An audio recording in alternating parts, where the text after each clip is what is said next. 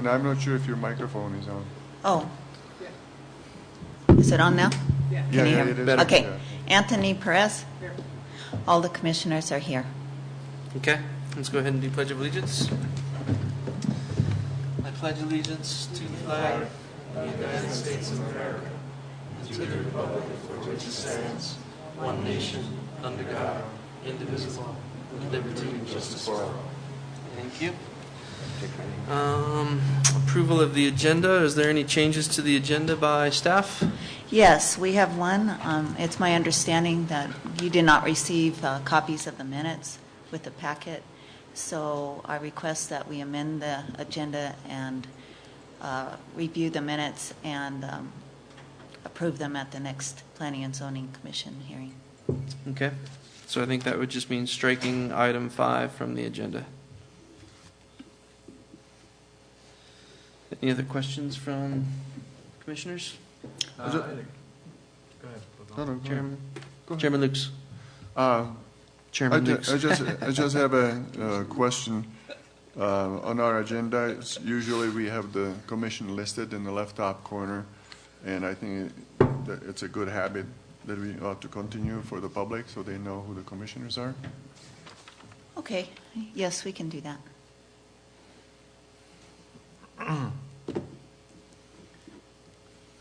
Any other changes to the agenda?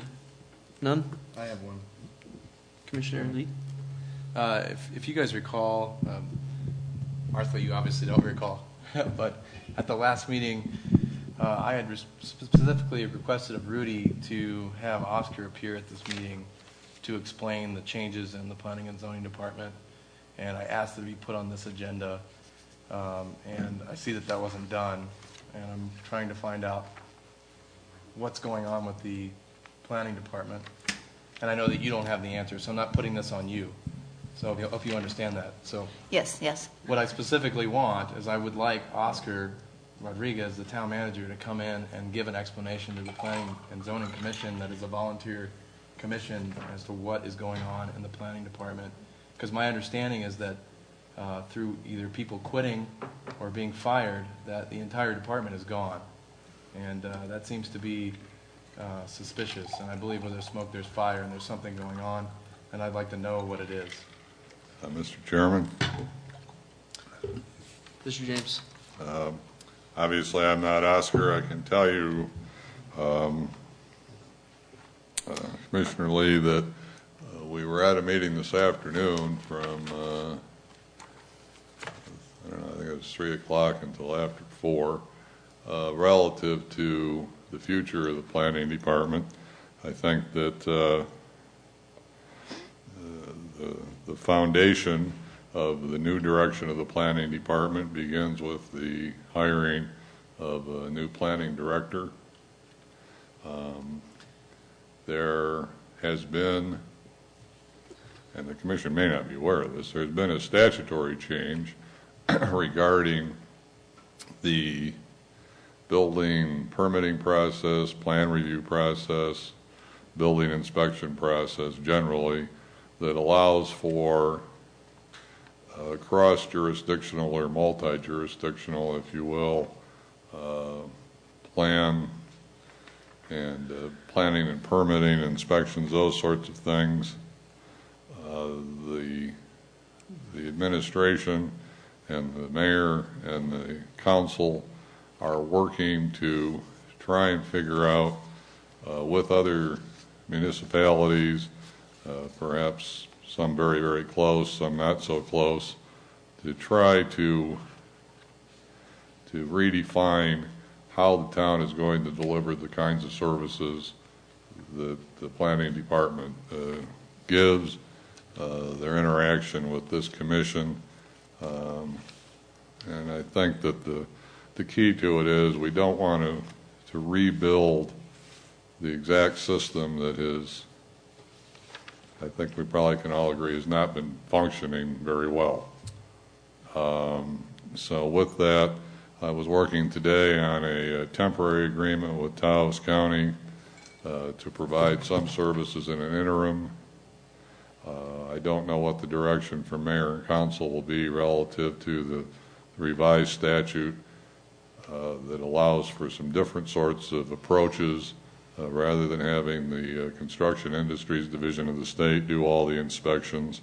So while we do not have a final product yet, I can tell you that work is progressing on trying to figure out whether this planning department in the town needs to be rebuilt in the exact same model that it has been, whether it needs to be revised, if it does need to be revised, how it needs to be revised.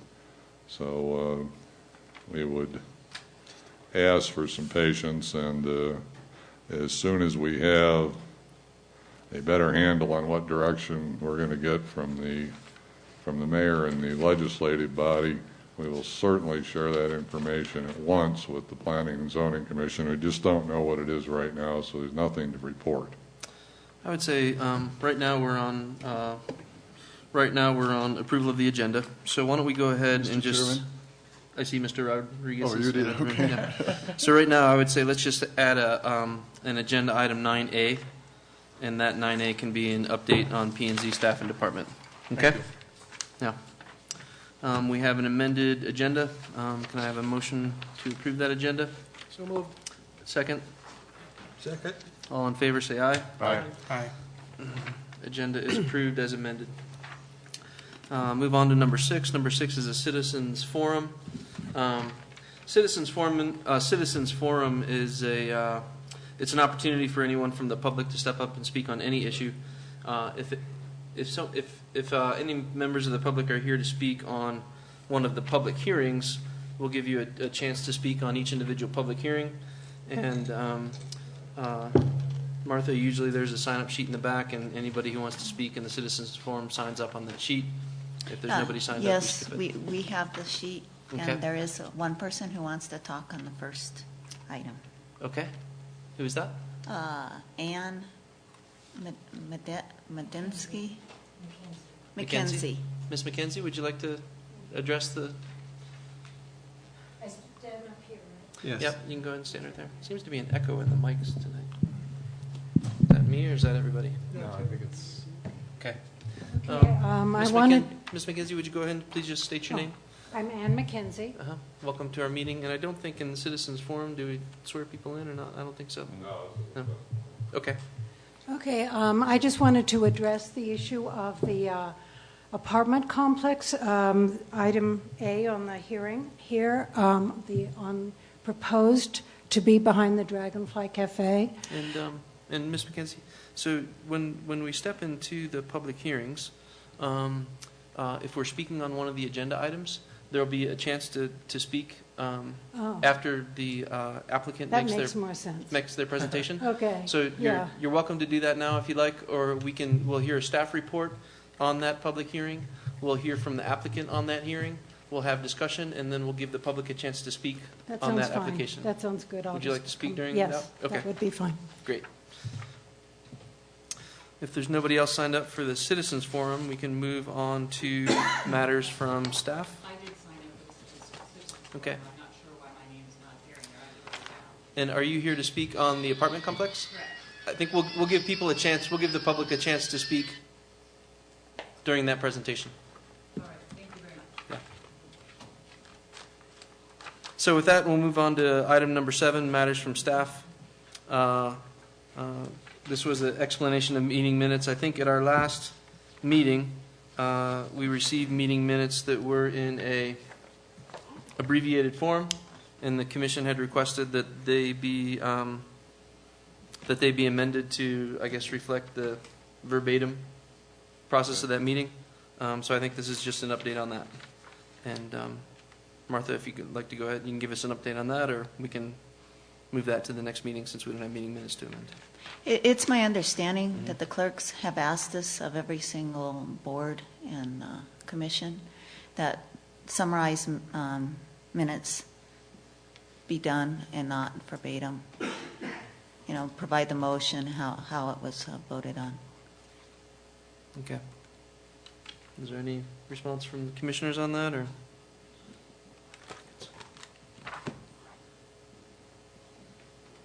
There is a digital record if needed. Okay. That's correct. So it's my understanding that the request made for the expanded minutes, the clerk is basically saying the amended minutes is what we get, and if you want a more detailed record, there's a recording of that meeting available. Okay. Okay. So with that, we can move on to item number 8, public hearings. Ms. Perkins, usually Rudy will give us the rules for a public hearing at this time. Do you have those in front of you? Oh. You know what? I guess I did bring that. You guys normally have him read that, He usually reads the rules for public hearings. and We've heard them so many times, we should Right. be able to do them by you memory. you are but familiar with them. Unfortunately, I think you're probably stretching the memory of the 5 combined people here. Mr. James, is it okay to proceed without the rules for public hearings? There's no requirement that, actually, really didn't care much for reading of the rules Every before single each time? public hearing anyway. I don't think it Okay. really adds much. The rules are online, they're in the code, they're all over the place, they're easy to find, they're not hidden. Okay. And I would not recommend to this body that you reinstitute the reading of the rule process unless you Thank feel you. that you have to. So with that, I would say, Ms. Perkins, usually we start each public hearing with just an announcement of what the public hearing is, and then we do a summary of what the staff report is for that public hearing, and then we invite the applicant to come up and make a presentation if they'd like. We will move on to discussion between the commission and the applicant, and then we close the public hearing. And once that public hearing is closed, we can have further discussion among the commission, and then move on to make a ruling. So I would say we'll just kind of step through that for tonight. So if you would, why don't you go ahead and give us an introduction to agenda item 8A, which is a preliminary public hearing, case number P&Z 2013-4.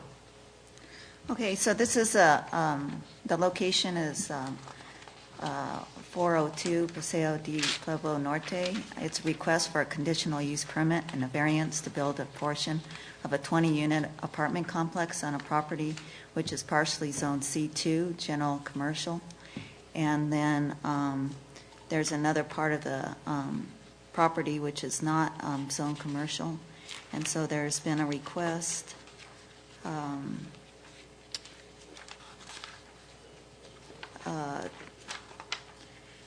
the other property, which is residential, is zoned R14, and they want to, which is a multifamily residential with a historic overlay zone in the town of Taos.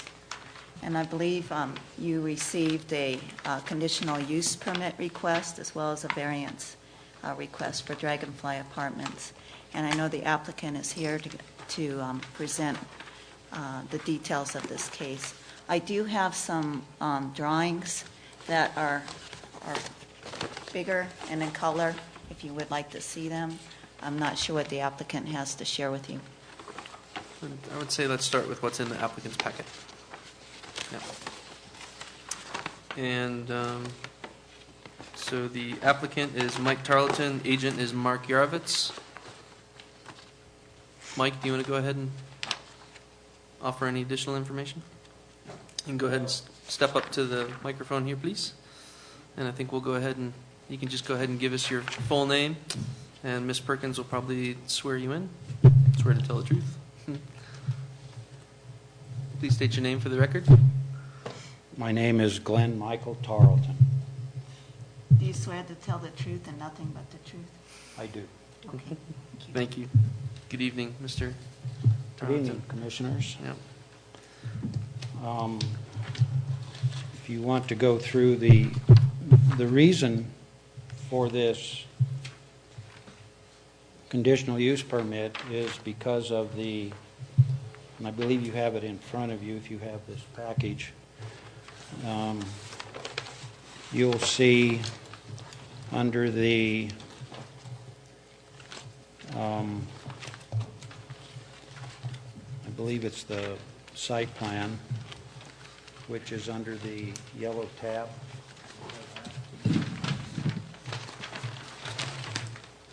You would open that up. That shows the explanation for what our problem is.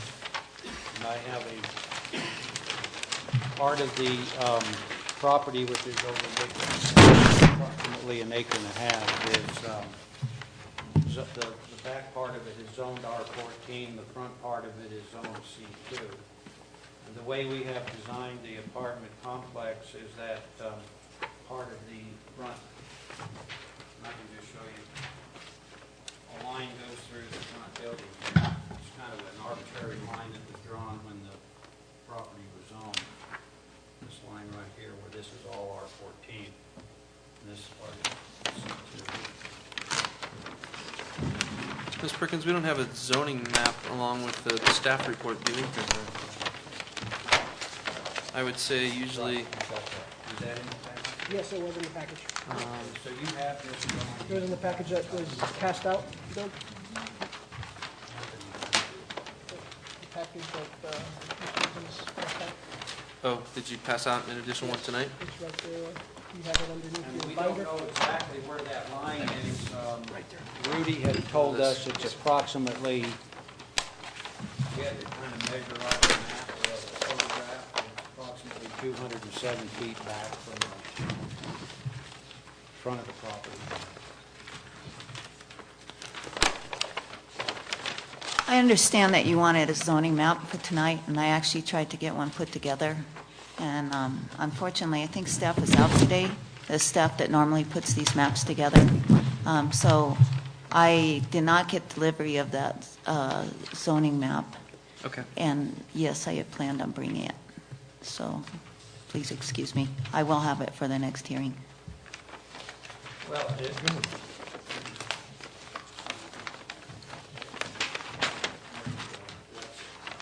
It's right before the pictures on the packet here. Something for you to... Okay, proceed. well, in any case, if you'd like to follow through on the application, we were stating how the variance is the minimum action necessary to afford relief to the applicant. And what we're saying here is that the need for this application for this apartment project will hinder the conditional use permit currently in front of Taos Planning and Zoning. The application for a public utility PUD for this project has really no viable merit. And of course, we can apply for a zone change, but this will take additional time and effort and by both the applicant and the town of Taos Planning Department, and we feel that that has no real merit. The property was owned by us and has been owned for us, for 80-some years now. And in that course of time, there has been the zoning done, and you can see how it was done, where the line goes through our property. Now, when it gets to the north boundary of our property, it goes all the way, then it turns and goes all the way to the back to encompass the entire Pueblo Lodge area. And so it was kind of arbitrarily drawn when they approved that. So what we're saying is that we're into that line maybe about 40 feet. And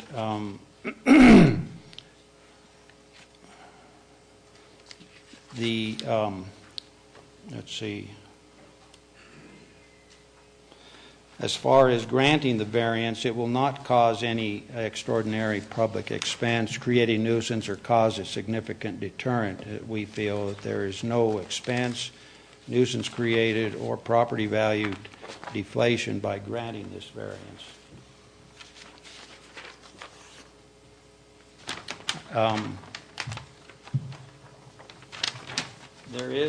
We are currently working, of course, with the historical overlay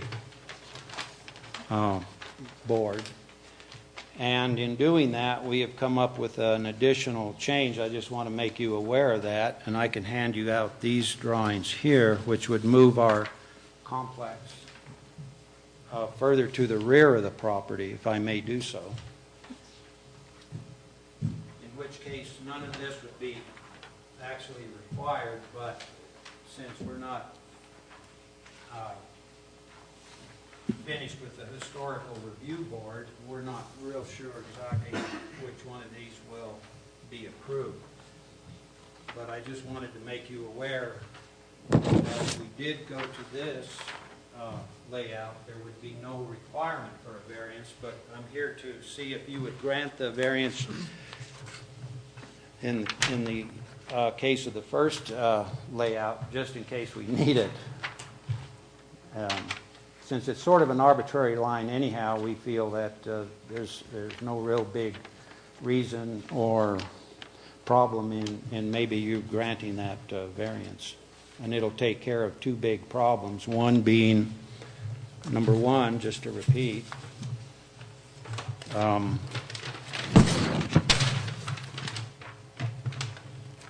C2 zone requires a planned unit development for multifamily.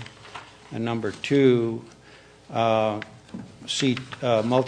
in C2 requires a conditional use permit. So we can take care of both of those if we're granted the request.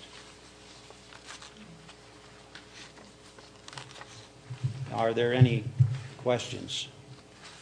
I have one question on that, on this last handout that you gave us. On that line that you have drawn there on the R14 that you have 20 units there, how much acreage is on that? Behind the line? Yes, behind. I don't know. Okay.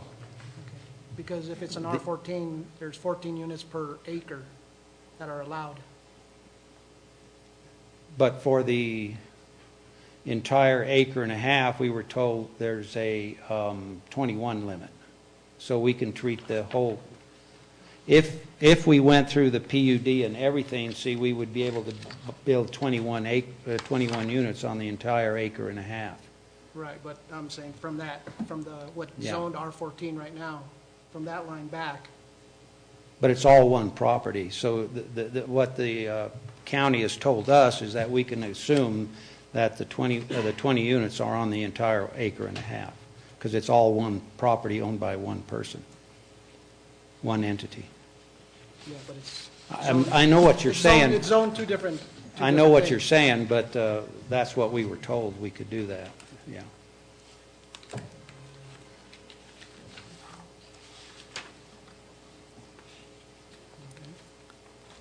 That we fall within those regulations, yeah. I mean, one of the problems with the code is that this C2, the zoning requires a conditional use permit for an apartment, provided that the apartment is incorporated into a PUD overlay zone. And basically, a PUD overlay zone is rezoning. And so the process for going through that is basically a rezoning. And I have not been able to figure out a way around going through that, looking at the code. But I must admit, I've only been here since Monday. So.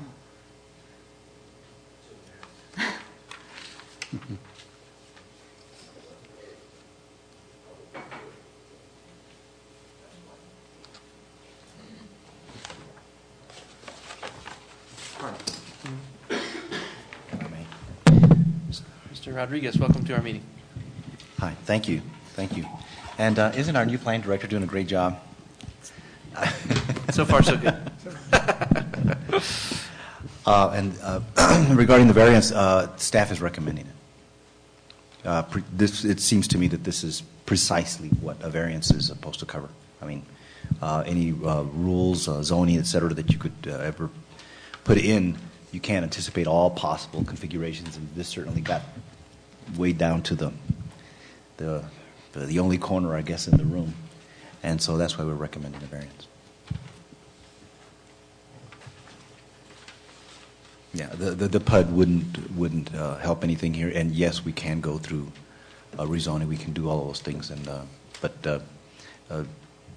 to rezone simply for the purpose of putting a hole in, I guess, Moving making a sure, line 40 yeah, feet. so that the building, Arbitrary line. well, it's not so much an arbitrary line, but we would be moving it arbitrarily, and so a variance is at the same level. My only question is, and maybe Mr. James could help this, is, I don't think I've ever seen a variance to take away the requirement for a PUD. And under the definition of a variance is a, We seek. Well, the PUD would only be required if there was a, Let me finish my thought here. okay, I'm sorry. So, a variance is it's an approved deviation or departure from the development standards of the zone in which the property is located.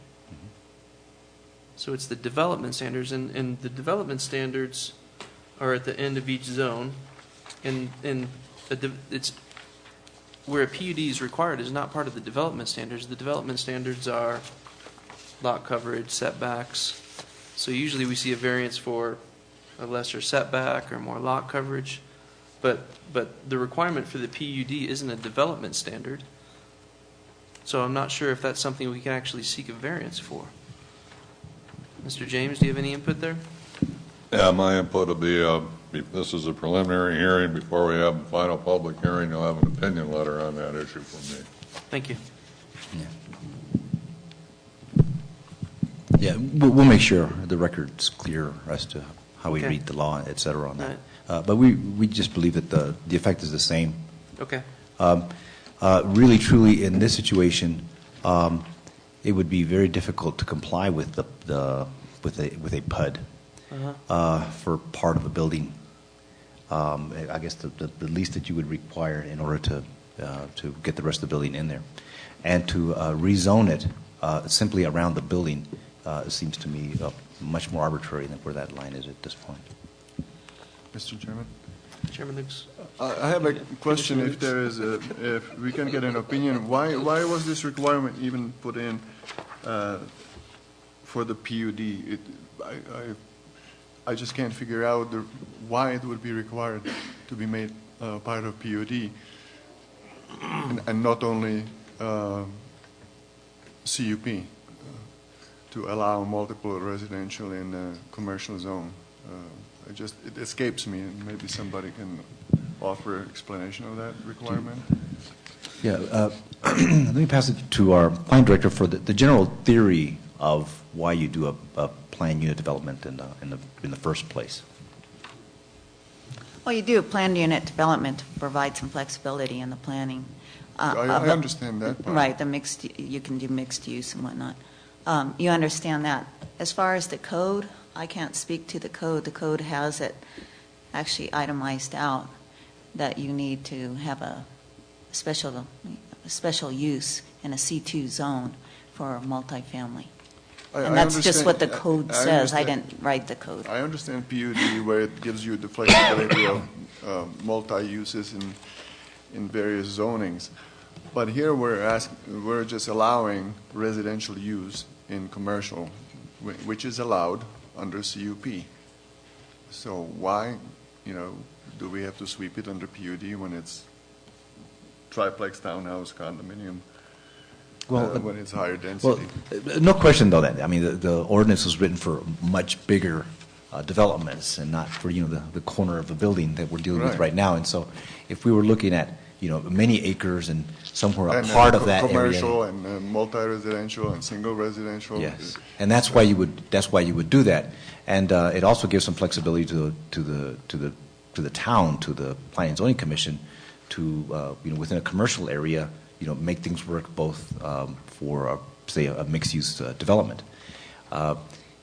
What this ordinance wasn't contemplating was the very special situation that developer has here, which is it's only just a piece of the building. Small project. Yeah. PUD is for big projects. Yes. Yes, and one of the things the applicant did bring up is this has been in the family, this lot has been in the family even before 1974. Is that correct? Yes, since 1929, I believe. So there could be an argument made that this would be grandfathered in since the zoning, do you know when that occurred? I don't know. I can't tell. Well, we'll do some more research on this, and we'll flesh this out a bit, and staff will provide a detailed staff report for you for the next hearing. But no question, the practical effect of this is because the developer has other recourses. The practical effect of this is that the project is sped up by a month, because otherwise it would have to go to a second hearing. So. Thank you. So I think we stopped you at the variance or not, or you can, I guess, proceed with your presentation from there. Well, I'm pretty well finished with my presentation. I was just wanting to get this variance passed in case this is the design we had been working up until we had our first meeting with the historical board, and they asked for a few different things, and we basically came up with a second plan that we haven't run through the town or the fire department or all the other services to see whether we could just move everything to the back, which would give us more parking in the center section between, and that would eliminate the whole need for this variance, period. And so, but in case we have to revert back to this plan for whatever reason, we thought we'd go ahead with this application. When is the meeting with the Historical Commission to determine? Well, we had our first meeting with them, and because of some changes they asked for, we have, having to do with the architecture of the building, it makes a lot more sense to maybe try to move everything to the back if we can get all the approvals again from the various town departments, the police, the traffic, turnarounds and all of that. And it does give us a little bit more parking too in the middle section there. So that decision by the Historic Commission could render anything we say moot anyway. So we could move this up forward to the next meeting. And it may be a moot point by that time, yes. Sorry, what did you say the date of the meeting? The historic commission meeting? Excuse me? The date of the historic commission meeting? I didn't hear that. The date of the Historic Commission meeting, when you're going to meet with the Historic Commission? Oh, It's third Wednesday in the month. 2 weeks. 2 weeks, I think, yeah. Third Wednesday of every month is the Historic Commission review meetings in this room at 5:30 p.m. Okay. Nothing else? Anything else? Okay, let's go ahead and see if there's any questions from the commissioners for the applicant. You know what, Commissioner Garcia? Mr. Chairman, there is some information indicating here that the Public Works has not met to discuss any issues that might be there. Do you know if that meeting took place? We had a meeting with the different divisions of the town, the water, fire department, police, all, is that who you're referring to? Well, but what I have here, it says that the Public Works and Utilities Department was not available at the time of the meeting. So We met with them privately afterwards, Okay. yes. You were referring to Mr. French, or? Yeah. Yes.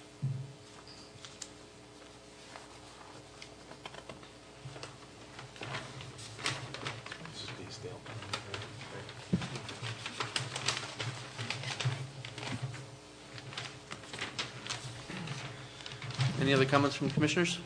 Questions for the applicant?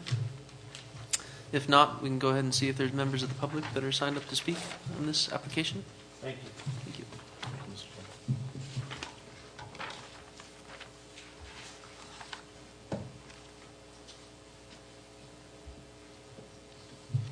Welcome again. Thank you. And this time we'll swear you in, so I'm sorry. State your name for the record one more time, please. I'm Ann McKenzie. Ann McKenzie. Miss McKenzie? Will you raise your right hand? Do you swear to tell the truth and nothing but the truth? I do. Thank you.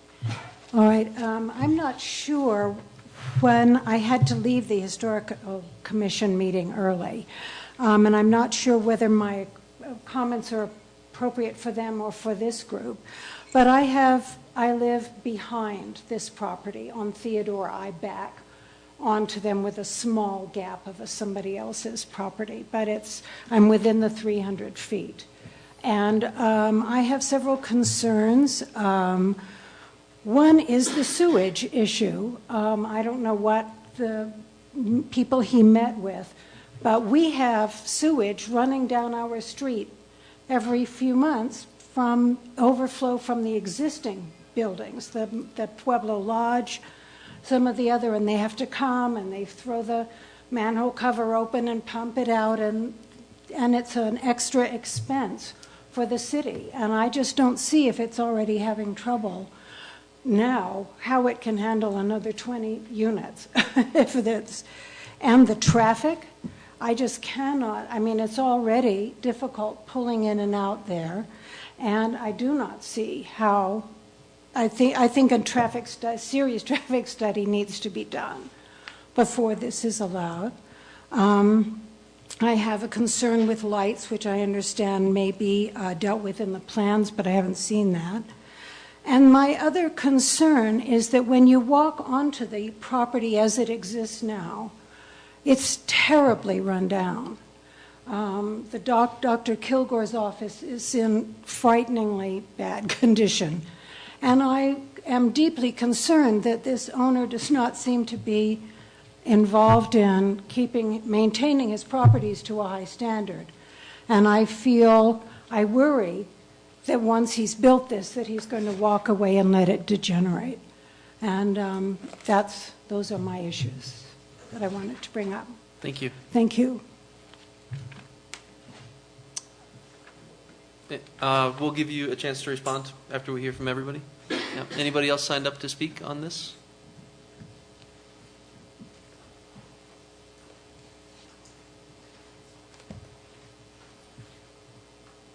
Welcome to our meeting, and go ahead and state your name for the record.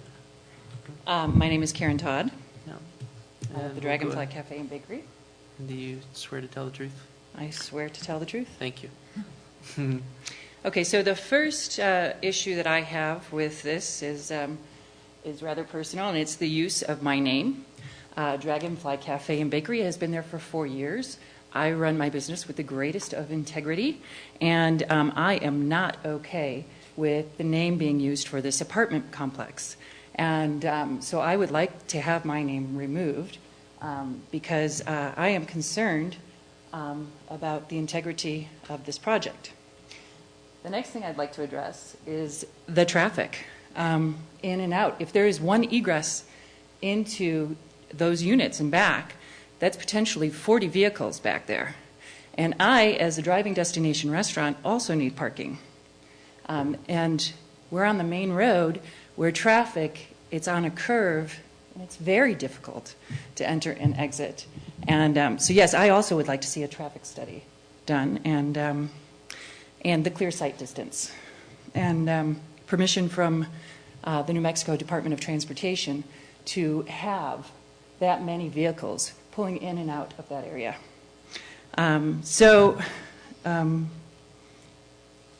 Okay. So also, I'm a little confused about the lot size. It's 1.5 acres. There are 2 existing buildings there, businesses there currently, and he proposes to build 20 more, bringing the number to 22, not 21, which I believe is what is allotted. So that, to me, is a little confusing that that's even a possibility. And if that's the case, is there a plan to remove one of the buildings? So I'm also concerned because Mr. Tarleton has said to me, and perhaps in jest, I'm not sure, that a bulldozer may graze the side of my building, rendering it structurally without integrity. And so that's a concern that I have, that these historic buildings will meet some demise during this construction. So I really believe that we need 2 lanes to enter and exit, and I don't see with the spaces between the 2 buildings how that could possibly even occur. So that is the other question that I have is one of these buildings slated for demolition here in our historic district? And if it is, I certainly want to know, because it may very well be mine. And I have also worked very hard for the last 14 years to provide a business in the area with that is quiet and very low light pollution. I do not disturb my neighbors. I'm very conscientious about it. And I'm concerned that now I am going to I'll have those issues back at me, that there will be lights and music going and people driving in and out and parties happening, and it will disturb my business. Part of my business is outside, so it definitely will affect my business. Also, we have construction trucks going in and out for an unnamed period of time, and I already maintain the driveway, and I am concerned about that, as well as the fact that being in that space for the last actually 15 years, because I worked on the building for 11 months before I could open, so you can imagine the state that it was in when I took it, is a concern for me. I think everybody remembers what it looked like, and that has been my hard work. So, yeah, I am concerned that these 20 units are going to go in and they will be allowed to deteriorate. That's all I have to say. Thank you very much. Ms. Todd, I have a couple questions. How big is the building that you're in? 1,330 square feet. And what would you say is kind of your average parking requirement, or I don't know, not a maximum or minimum, but average, how many cars would be parked there for your restaurant on the lot? Between 20 and 25 cars. Okay. Thank you. You're welcome. Is anybody else signed up to speak on this application? We have one more.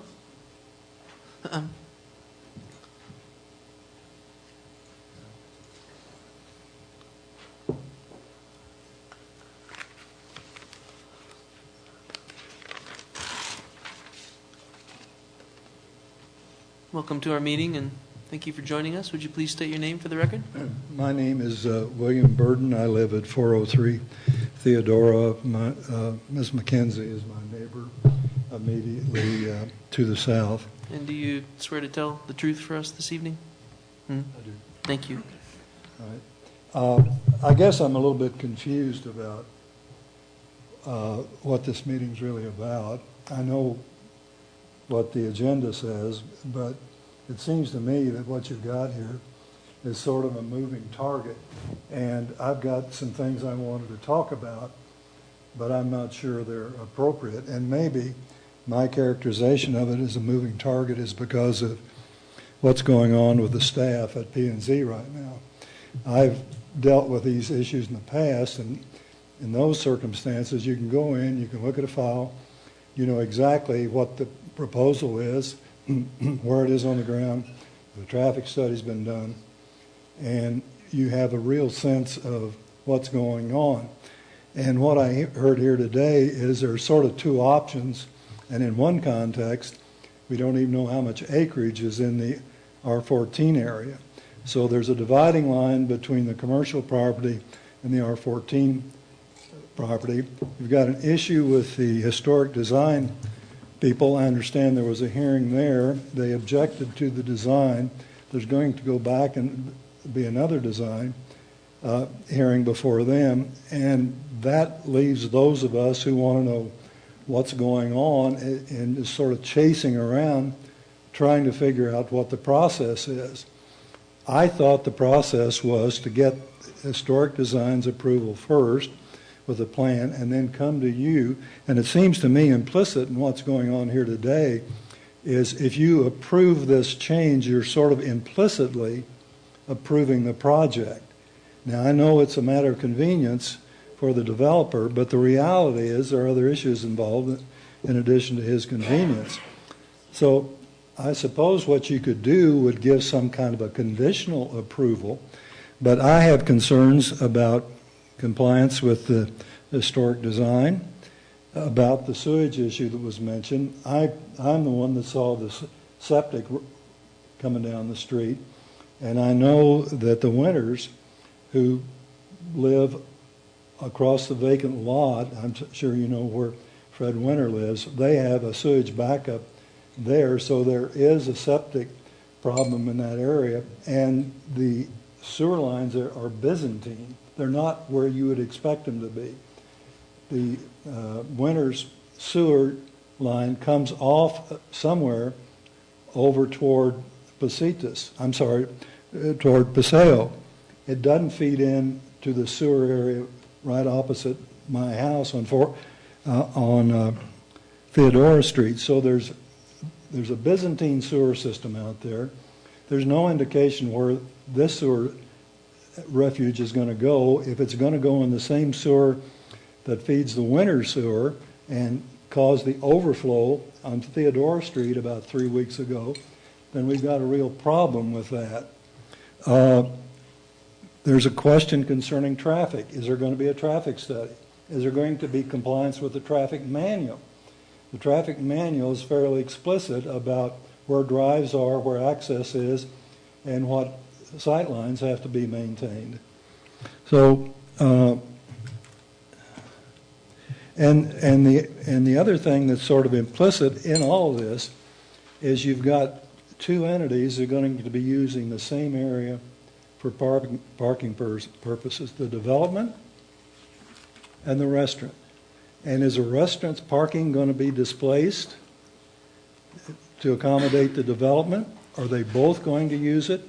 If so, how many parking units that have to be? So it seems to me that there are a lot of questions that should be addressed and should be answered before you get to the point of sort of implicitly green-lighting this undertaking without having all the information at your disposal. Now, presumably, and I'm asking you a question, would it come back to you at some point? Will there be another hearing on this issue? Okay. This is a variance and a conditional use permit involve 2 hearings in front of this commission, a preliminary public hearing and a final public hearing. Well, So- what would the final public hearing take into consideration the issues I raised about whether or not a traffic study is necessary, what number of parking units you need? And my question to you would be, can you really pass on that until you have something concrete to look at? And what's the process for you to get that? I think the process is for the commission to basically take into account any input from the public. We'll discuss those issues at today's meeting. If the commission chooses, they can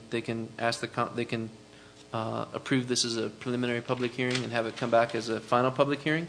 At that final public hearing, we can ask the applicant to either solve these issues, or if we're not convinced that there's enough information here for us to even move it on to a final public hearing, we could choose to rehear this again next month as a preliminary public hearing, and have more information in place at that time.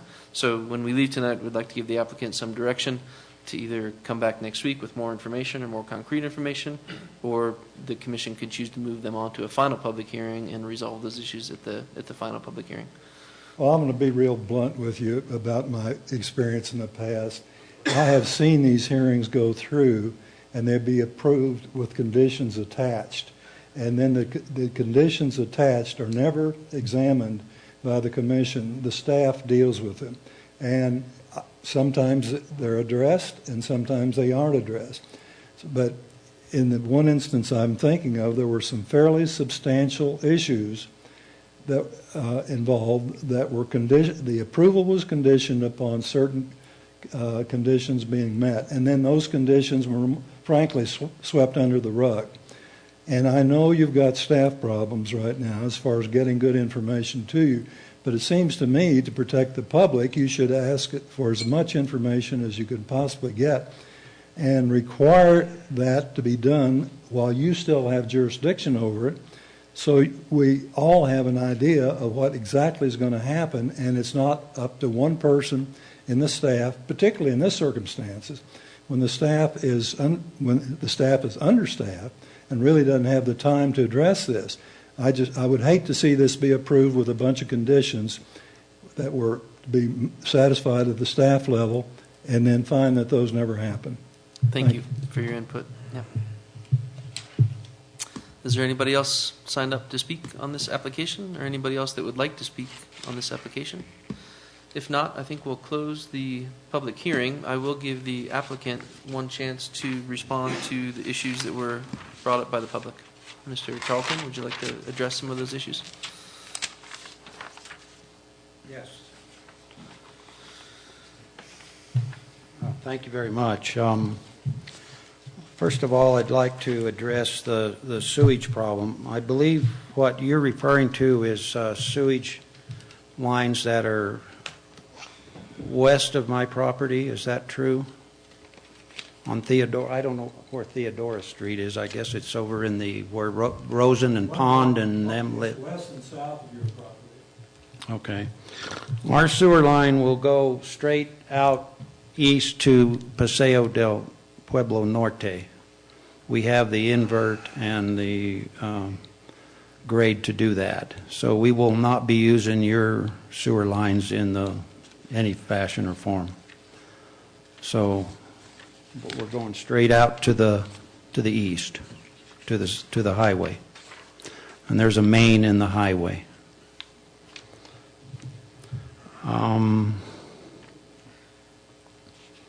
Traffic is a concern of all three of you. We have done a traffic study. I got the results today. They're on their way to the state. We did that traffic study per their request. And we did it on 3 periods of the high periods of time during the day. And if I recall, the noon rush was between 11 and 2 p.m. The traffic count in our driveway was 16 and 17 for that 3-hour period. So that's like 5 vehicles per hour went in and 5 left. The other issue was the driveway. We are widening the driveway to accommodate 2 lanes of traffic. So we will be moving towards to the north. I think you can see it on the drawings there, how we've widened that driveway. So it'll accommodate 2 lanes of traffic in and out. We've spoken to the state engineer about the curb and the line of sight and the requirements for a longer culvert in the acequia there to accommodate the pavement and everything, and curb and gutter and everything. It'll be all curbed, guttered, and paved. The parking will be, and the driveway.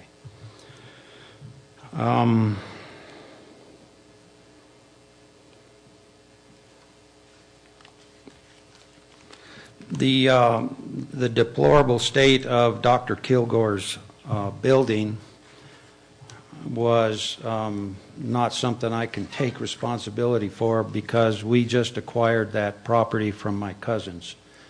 My first cousins owned that property. They inherited it from my grandparents, so they had that property with which encompassed 1 full acre from Dr. Kilgore, the front of the highway, all the way to the back.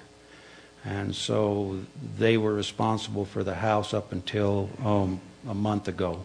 So as of that time, I'm working with Dr. Kilgore, and we will be taking care of the property and doing any improvements that are necessary.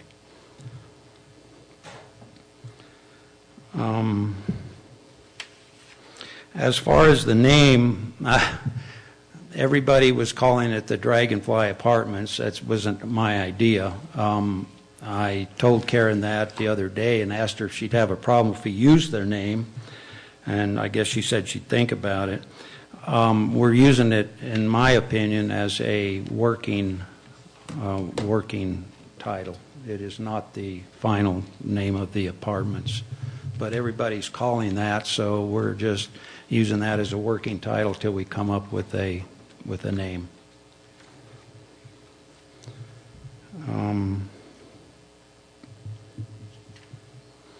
The lights and the noise, of course, we're going to be accommodating the dark skies criteria for lights and that sort of thing. If you look at our drawings, you'll notice that we've arranged our buildings in a kind of a courtyard shape so that all the activity, the doors to the apartments, all the coming and going to the apartments will be within that complex or within the center, which is kind of like a plaza. They're arranged in a circle like a little plaza. So everything is facing into the courtyard for their privacy and for their well-being, and so that's where all the porches on the apartments will be on the inside of that courtyard. So the only thing on the exterior of it will be some windows. So there won't be any decks, there won't be any porches, and there'll be like one or two main entrances into that courtyard for privacy sakes and for security reasons. So we don't anticipate any parties, picnic tables, grassed areas, recreational areas, or anything outside of the courtyard.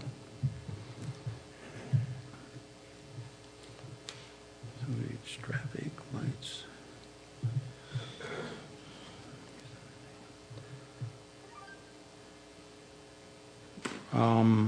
I think that covers about everything that was mentioned. We are concerned about the parking, of course. We have added, with the new design where we move everything to the back and we don't even need this variance, we have added some spaces to try to, of course, parking in Taos for any kind of business is, and I think we're doing better than the average Taos as far as parking goes for Karen and for the doctor.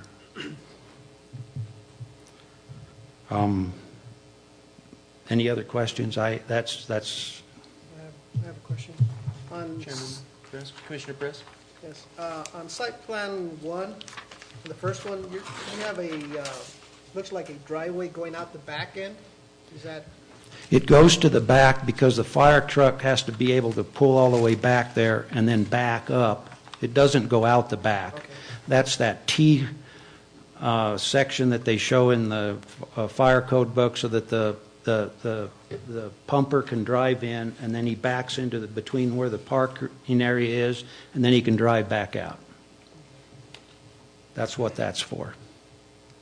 I just like, if we move this hearing to a final, or if it comes back as a preliminary, I'd like to find out if that R14 has a minimum of 1 acre available for the R14.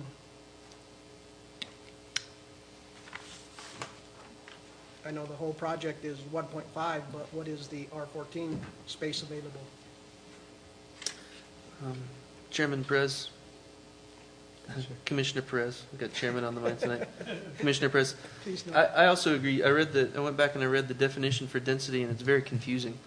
So if I could add that to the list of clarifications for next meeting, would be kind of a ruling on how the density is calculated. I don't understand the definition in the LUDC for how the density is calculated. Well, that seemed to be of general interest, so I'll be happy to do that. I would really, really rather not do an opinion letter on a variance and a PUD if we're not going to have a variance. I mean, it's like an exercise in legal writing that I have plenty of other ones to do. I agree. Commissioner, Perhaps you can wait 2 weeks to find Commissioner out what happens Patterson, in the other. on the R14, it's saying maximum overall density is 14 dwelling units within the special use permit, or higher density. Yeah, I'm confused by that Yeah, as well. or higher density, I guess. Okay. Thank you, Mr. Tarleton. So I think with that, we'll close the public hearing, and I think we can move on for discussion among the commission. Chairman Lukes, I think you've been holding your tongue all night. You can throw your 2 cents in whenever you like. Commissioner Lukes. I think we Yeah. need some questions answered for the next meeting, and I don't have any problem moving into a final hearing, or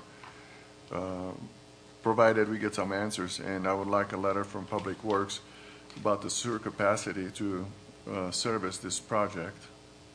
I would like clarification on the density. I would like to get from staff whether or not traffic study would be appropriate, and I would like clarification on the division of the acreage between the commercial and the R14 zoning. Other than that, I don't see any use for the PUD requirement. That's my 2 cents. Thank you. Any other input from the commissioners? Commissioner Patterson, if you look at Commissioner Perez? 412.5, Mhm. that's allowing more density in a 1 acre parcel if, you know, on the, That's the density bonus under the Yes. PUD. yeah. Yeah. Commissioner Lee, did you have any additional input? It's not even necessarily appropriate for Mr. Tarleton's case. It was the concept of the sewage issues for the rest of the community. I don't think we have any control over that, but maybe the commentary should direct staff to find out what's going on with the sewage problem for the people behind that property. See if somebody can address it, like Mr. Espinosa possibly. Commissioner Garcia, anything additional? Well, I think I'm going to need to abstain from this, a possible conflict of interest, so Okay. I hate to make any comments. That's okay. I think I have several questions. One would be the calculation of the parking requirements. I think in the aerial photograph that was in our packet tonight, I think you can see the parking that's behind the Dragonfly, and I can count 20 cars parked on that lot. And I think Karen said she can easily have 20 to 25 cars there. And even if we go with the calculation that's in the LUDC, I think it's 1 per 100 square feet. So that would account for 13 cars for just the restaurant. And then we have an additional commercial building on the front. So even if we said that was office at 1 to 200, and that's the same size building, that would be close to 20 parking spaces just for the commercial buildings that are in the front of the lot. And the calculation that I see on the site plan from Abeta Engineering basically says the parking requirements for the units themselves add to 27.5, rounded up to 28. So that would be 28 parking spots just for the 21 or the 20 apartment units. And if you took 20 spots for the commercial ventures in front, that would be close to 50 parking spaces. And I don't see a total parking space on the Abeta plan, and I don't see a total parking count on the optional site plan that was in front of us tonight. I don't think there's any way we can move this on to a final public hearing without a concrete site plan. We basically don't know what we're evaluating. Are we evaluating option 1 or option 2? And I think there needs to be some more facts that go along with this application. One, we need an official zoning map from the town of Taos, not an interpretation on a site plan. We need a final site plan, and that final site plan, I don't know where these site plans are coming from, but typically for a site plan, we see a site plan with all of the development standards that are listed under the appropriate zones. And these zones would have to have the development standards for the R14 portion of the lot and the development standards for the C2 portion of the lot. And it would be a summary of those development standards and a statement of whether those development standards are met or if they're not met, and a definition for a variance if we need it. I think I'd like an opinion on whether we can actually give a variance to waive the requirement for a PUD, because from my reading of the LUDC, that's not something we grant a variance for. So I don't think we have enough concrete information in front of us to move this on to a final public hearing. I have a question for you. Should we or do we give any consideration to street parking in case of the restaurant and the office building? That's one more thought was, a lot of things that a PUD does is the reason I think one of the reasons we ask for a PUD in a C2 zone is it because it gives a whole level of evaluation to a project. It makes you consider the siting of the building, the design of the buildings, the parking, all the issues that are brought up here by the neighbors. It's a higher level of consideration and planning and design that goes into a project to apply for a PUD, and that's the reason that we have the PUD is that it doesn't hold you to the development standards for those two zones, that you basically get to write your own within a PUD. We don't see in front of us a sample of an existing site plan and a proposed site plan, we see two different site plans, and the layouts for the apartments are two different layouts. From an architectural standpoint, I don't see a type A or B accessible unit on the site, and I don't see a site plan that deals with the accessible unit, because there's a fractional relationship that's required when you do apartments. So many have to be type A ADA and type B ADA. I don't think, for myself, I don't see a project that's evolved enough or concrete enough for us to make a ruling on.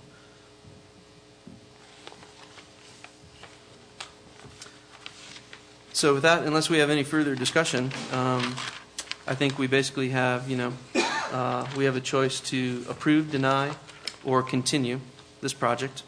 We can either approve it to move on to a final public hearing, we can deny it to move on to a final public hearing, or we can continue this project and give the applicant a chance to nail down and finalize the design and deal with all the issues that we've heard about tonight, and come back next month with a concrete application. And with that, if there's no other discussion, I would stand for a motion. Well, Mr. Chairman, let's articulate all the things. I don't think any of us have an idea what the motion should include. I think we ought to give the applicant a chance to comply with our requests. However, we need to agree on how to articulate our requests. So if you, I'll just reiterate that the things that I'd like to see, which is the letter from Public Works regarding the sewage capacity. I would like the staff to advise us whether a traffic study is required, and should we require it. I would like information or interpretation of the density. I would like the exact acreage for the C, the commercial zoning, and for the I-14 zoning. And I think the parking is a valid issue. And I think the only thing that I would add to that is I'd like to see one final site plan with the development standards listed for R14 and C2. What about the PUD variance? I think that is going to be up to Mr. James as to whether we can actually waive a requirement for a PUD if it's not a development standard. I'm not sure that's something we can grant a variance for, but if he says that we can, then we can.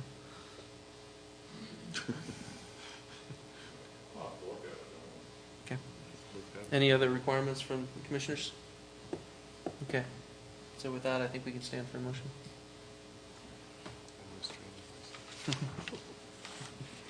You only have to do that for 30 seconds.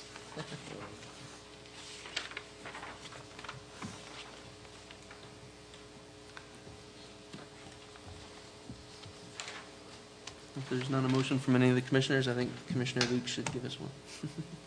All right, I move to continue this application to another preliminary hearing. And specifically, what we would like to know is information regarding traffic requirement for traffic study, site plan with the development standards, evaluation of the density, letter from Public Works regarding sewer capacity to service this project, and the division of land between R14 and commercial. There's a motion. Am I missing any? Did I miss any? Nope, I think you got it all. There's a motion. Is there a second? Second. There's a motion and a second. Ms. Perkins, can we have a roll call vote? Okay. Yes. Commissioner Lay? Yes. Commissioner Garcia? I'm abstaining. Oh, that's right, sorry. Commissioner Patterson? Yes. Commissioner Lukes? Yes. Commissioner Press? Yes. So 4 out of 4 are voting yes on the motion, so it's 4-0. with 1 abstaining. So we will continue this case to our next regularly scheduled meeting. And I think that should give the applicant time to finish the review with the Historic Review Commission, and hopefully come up with a final design for our next meeting. Thank you. With that, we can move on to agenda item 8B, final public hearings. Final public hearing for case number P&Z 2013-2, Clark and Georgia Brunton. Oh, I'm sorry. I'm sorry, I have a question. This is the first time I've come to these meetings, so the next regularly scheduled meeting is the first Wednesday of the month? Is that That's right? That's correct. Thank you. Thank you. Ms. Perkins, can you tell us about our final public hearing? Okay, the final public hearing here is for 11 Brook Street and 11 Montano Lane. The applicants are Clark and Georgia Burton. They have a request in for lot size and rear yard setback variance. They're requesting a variance from the lot size and the rear yard setback standards of an R14 multifamily residential zone, as stated in section 16.16.120.3 subsections B and D3 of the Town of Taos Land Use Development Code. I would like to enter Rudy's staff report as into the record.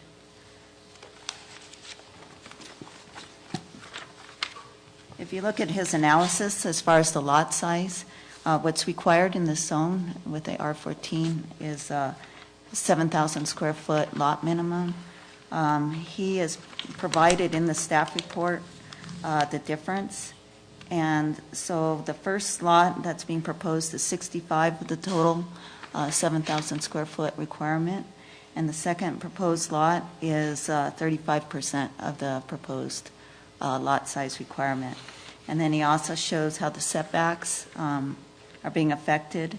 For the Brook Street house, there's a 95% of the 10-foot setback is being met, and on the Montano Street, 75% of that rear setback is being met.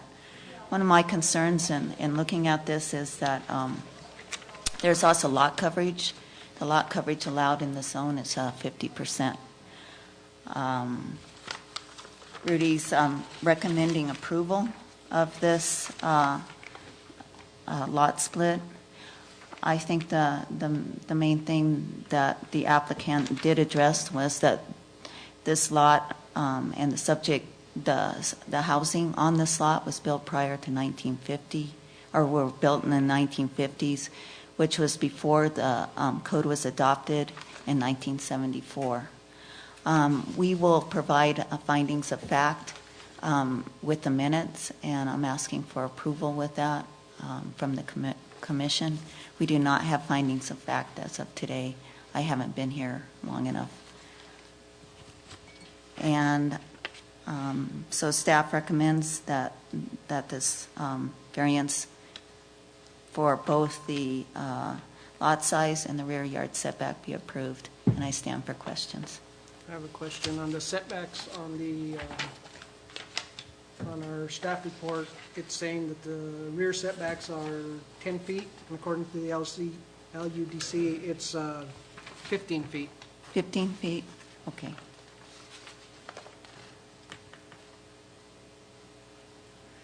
So then the variance is a little more than that, which is listed here.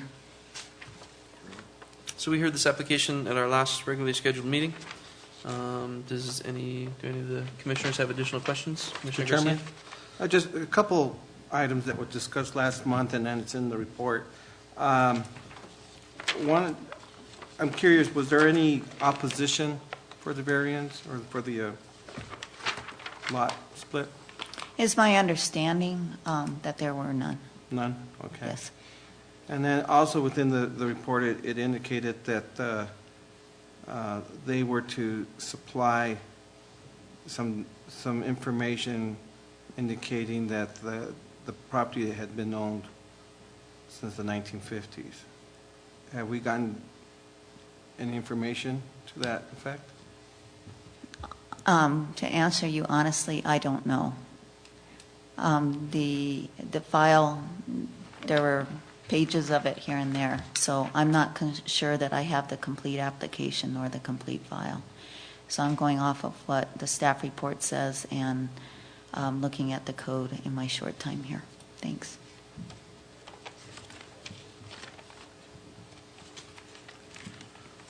With that, I think we should go through the motion and see if there's anybody signed up to speak on this application. We have one audience member. Are you signed up to speak on this application? Oh, I'm here to represent Georgia and Clark Broughton. Okay. If you have anything to add, you can add it now. If you don't, you can hold your silence. Okay. With that input, I think we'll close the public hearing.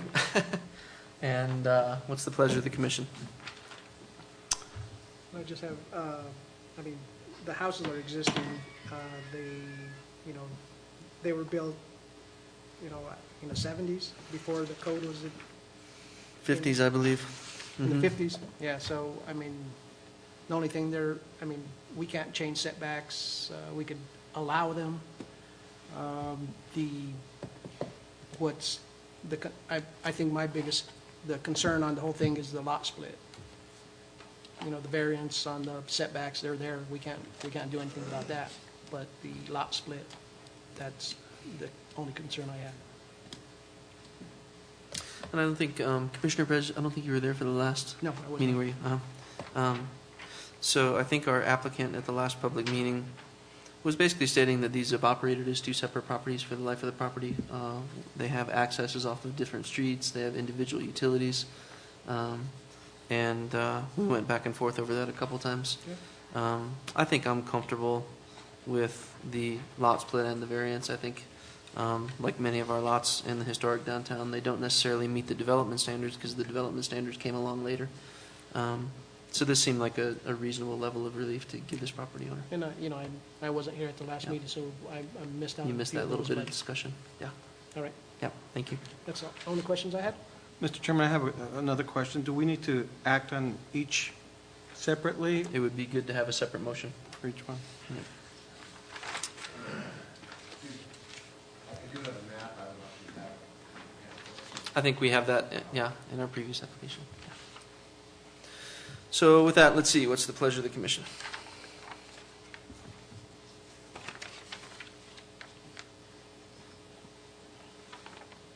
Make a motion. Thank you. Make a motion, PNZ 2013-2, to approve the setback variance based on staff findings and recommendations with the proviso that the applicant brings to the planning department a proof of when this property was developed. We have a motion. Do we have a second? Second. May we have a roll call vote? Commissioner Lay, Yes. Commissioner Garcia, Yes. Commissioner Patterson, Yes. Commissioner Lukes, Yes. Commissioner Perez. Yes.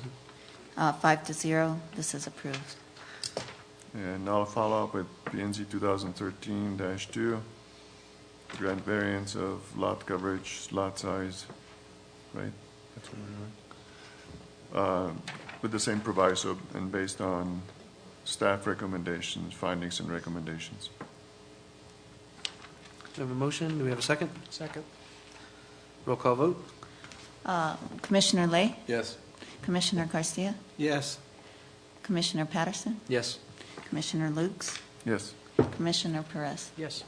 The motion passes 5-0. With that, we can move on to item number 8C, final public hearing. Case number PNZ 2013-3.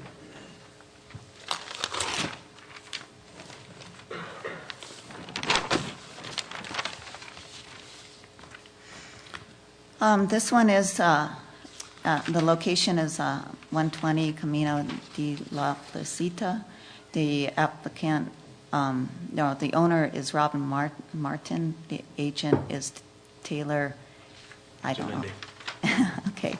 It's a request for a conditional use permit for a building located at 120 Camino de la Placita for a daycare. Again, I would like to enter Rudy Perea's staff report into the record. And I understood that the last time that Rudy presented this, he did not say that the applicant had already made an application to the state of New Mexico's Children, Youth, and Family Department, and they had also itemized that they had 12 to 15 parking spaces. He has conditions in his staff report as far as prior to beginning the operation of the daycare center, the applicant will provide documentation to the Planning, Zoning, Buildings Department that the Town of Taos Fire Department has inspected and approved the building before occupancy by the children. The applicant will post children playing signs adjacent to the property due to the fact that the applicant is proposing an outdoor play area for children. The applicant will provide a parking space for clients that complies with all the applicable requirements of the American Disabilities Act. The applicant will submit a letter from our architect that certifies that the subject building complies with all applicable building codes, and the applicant shall submit to the Town of Taos' Planning, Zoning, and Buildings Department all applicable documents from the state of New Mexico's Children, Youth, and Family Department that indicates their regulations have been met. So that means that the ratios per child and other conditions that are required for loading, offloading, parking, and whatnot are met. Thank you. So staff recommends that the special use permit be granted. What's the pleasure of the commission? Chairman Patterson, I have a question. I wasn't at the last Commissioner meeting. Perez? I wasn't at the last meeting, and item 3, they're requiring a handicap parking space. Is the rest of the building handicap accessible? As far as we know, was that brought up at the last meeting? I don't believe anybody asked that at the last meeting, and I don't believe I have an answer to that. Because we've done, in past, we've required a handicap parking, but they didn't have handicap bathroom and handicap access. So why are we requiring handicap parking if the rest of it, should that be taken out of the equation? Well, condition 4 requires that an architect will certify that the building complies with all applicable building codes. So I think we're covered there. So we could strike number 3?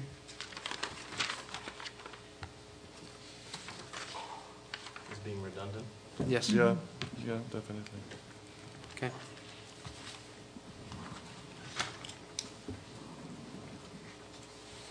Okay, with that, I believe there's no other discussion. We take a motion.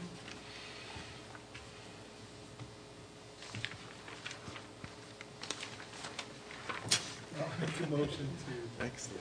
to approve the final public hearing case number PNZ 2013-3 with stipulated recommendations of the staff relating item number 3. We have a motion. Do we have a second? Roll call vote, please. Commissioner Lay, Yes. Commissioner Garcia, Yes. Commissioner Patterson, Yes. Commissioner Lukes, Yes. Commissioner Perez. Yes. Motion passes 5-0. With that, I think we can move on to agenda item 9A, matters from Planning and Zoning Committee. 9, update on P&Z staff and department.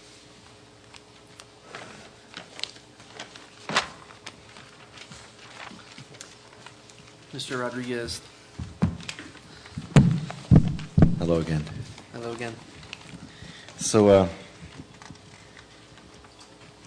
it's very good that we have this talk. We started it out a few months back, right? That we were going to be. Can you hear me well? I can. Yeah, we can hear. Where we were going to start a process to plan for the planning department, exactly what it did in the future and how we were going to achieve our mission. given everything that's possible now, and what people, also what people were demanding of it. If I may, I'd like to just to digress with you, to share with you just a little bit more information that I was working with that you may not be, have seen that, heard that. I know I had some conversation with some of you about this, and that is when I first got here, or when I was first coming here last May. One of the areas that the council told me that they were most concerned about, that they viewed as one of the toughest problems that they wanted me to tackle, was the planning department. Nothing specific. There were many sort of specific complaints that they had, but in general, nothing terribly specific as to what they felt needed to happen. There were complaints, everything from just the staff to the history to a general feeling that the department wasn't meeting its mission. And so they wanted me to deal with that.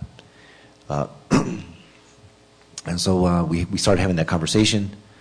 The things came along the way that staff left. And you recall, in fact, there was at one point an article by the newspaper when the at that time planning director came to the council. Morris, and sort of presented what he thought the strategic plan was and how they're going to be going forward. And the following day, he announced that he was going to leave, within 2 months, etc. And in that conversation, the council made clear as well their displeasure, their disappointment, and their hope that things would get a lot better over there. If you keep moving forward, at the same time there was a law going through the state legislature that was going to have a big impact on the planning department, and that was the law that required that all building inspection all building inspection be supervised in a community that wasn't being done by the construction industries division, that it be done under the supervision of someone who was a certified building official, or a chief building official, and therefore that inspector couldn't just be supervised by the planning director, and that changed a lot of the playing field that we were dealing with. At the same time, it provided us an opportunity, because that meant that then the normal way of doing things was just going to have to change by that measure. At the same time, people left. We had 2 employees leave to go to the county, and so filling them then was brought on the extra requirement of having to have somebody who had a chief building official title. That same law, by the way, allowed local communities to share the umbrella, if you will, the supervision of a chief building official. And so we took advantage of that to go to the county, because we wanted to give ourselves time to think then what we were going to do with the planning department, as opposed to just fill the positions and then go back to doing the same things we'd always been doing. And so I'd been advising the council that we hold off until we had a chance to look at it very carefully, and I had a chance to work with whoever it was at that time. Martha was not yet on the radar. I said to work at that time with the incoming planning director, so we could put in front of the planning commission and the council what that new plan was. And so that's what we're trying to do. So the relationship we have with the county at this point is somewhat temporary, although with the idea that it would give us flexibility in the future. Should we come up with a plan that we think where services could be a lot better than they are right now. And so that's where we're at. And so if I may just share with you at least the vision I'm trying to realize here, and that is that all the services that are provided by the planning department are far superior than what we've had to date. And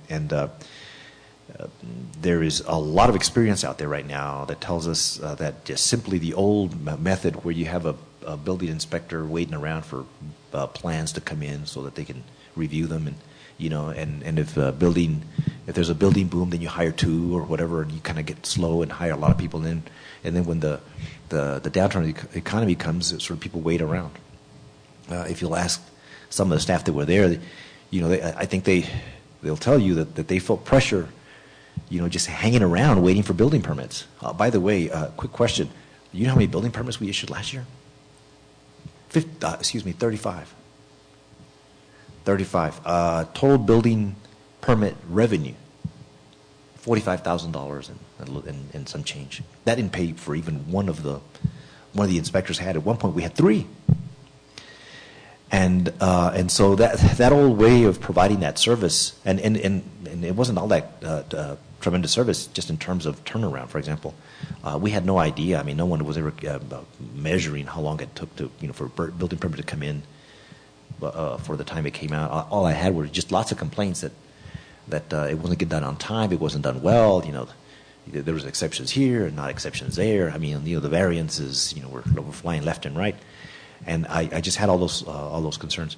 And so today, I mean, I've worked in a different environment as an executive director of an urban planning department, a huge one, where we found that a lot of the work that had to get done, all of the traffic that came to us could be done online, and also could be just streamlined, just simply because people, as they were asking for something, quickly realized the trade-offs they were making, and were able to make those calculations by themselves.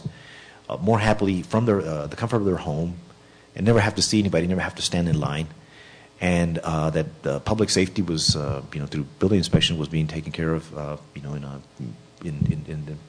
a good fashion, resources going to where they had to go, and I guess I just think that we can do that here too.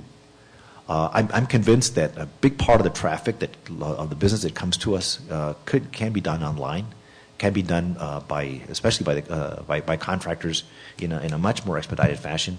Very potentially, most of the stuff that comes to us could be turned around, as fast as people, want to, fill out an application, fill out the paperwork that they need to have done, such that really truly the more complicated ones are the ones that require you to go see somebody and go do, a lot of work, and so our skilled people are actually focusing on those sorts of things.